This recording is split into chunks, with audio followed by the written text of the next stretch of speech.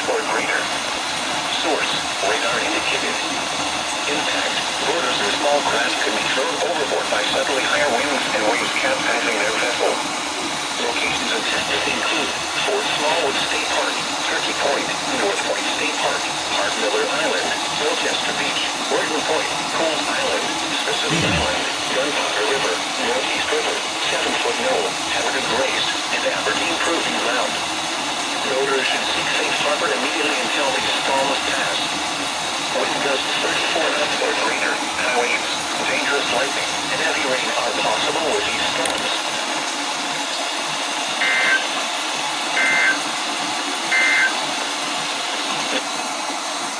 Nice. Let's see what else happens.